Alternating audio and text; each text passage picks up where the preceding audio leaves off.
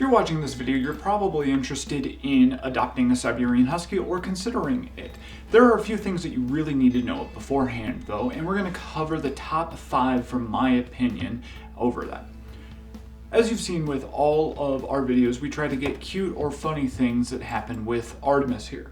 She goes through and does all sorts of really cute, really hilarious things as she's growing up and learning about the world, but that really plays into the first thing that you need to keep in mind with Siberian Huskies. They are very energetic dogs. They love exercise. We take her for anywhere between a half mile and 2 miles walking or running every day of the week. And we play with her at home with toys, as well as giving her mental stimulation in the form of training and puzzle boxes that she can solve to get treats. All of this requires at least an hour, maybe 2 hours every day that we spend with her. Training is difficult with Siberian Huskies because they are exceedingly independent. She wants to go off and do whatever she wants to do, hey, off the table, and doesn't want to really listen. Most of the time we have to deal with her wanting to chase the cat and trying to get her focused on something else, or we have to deal with her trying to climb on the counters or not wanting to come inside from the backyard because she doesn't want to listen.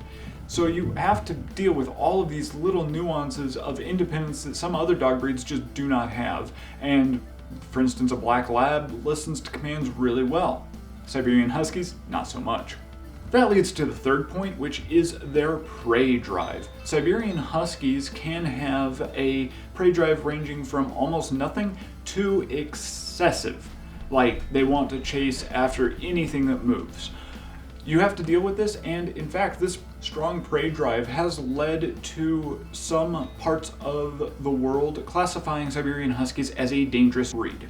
So you want to make sure that you look into what your local area has around regulations of Siberian Huskies, if anything. Now, you can try to tamper this prey drive a little bit by distracting them whenever they get into that chase instinct. Distract them with training, treats, etc. Get them to focus on you instead of the object of that fascination and that drive to chase and attack and everything else. This also means that if you have small animals, say a cat, rabbit, bird, hamster, something like that, you cannot leave your Siberian Husky alone with the other animals because they may wind up deciding that that prey drive is overwhelming and going after your other animals. The next thing to keep in mind is that they are escape artists. Because Siberian Huskies are so intelligent, they love to be able to get out and roam freely. Problem is that this typically involves destruction of some sort. Artemis, for instance, has learned that she can open any door that requires a push. She is in the process of trying to figure out how she can open doors that require pull, and she's gotten pretty good with it. She puts her mouth on the door handle, pulls it down, and hasn't quite figured out that she can then kick off of the wall to pull the door open, but that's just going to be a matter of time.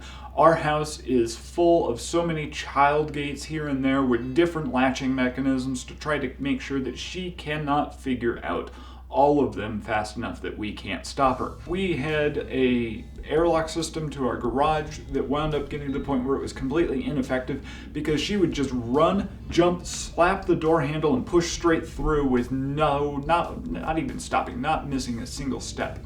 And finally, Siberian Huskies are vocal. If they want something, they will let you know about it. They don't typically bark so much as a form of howling / talking.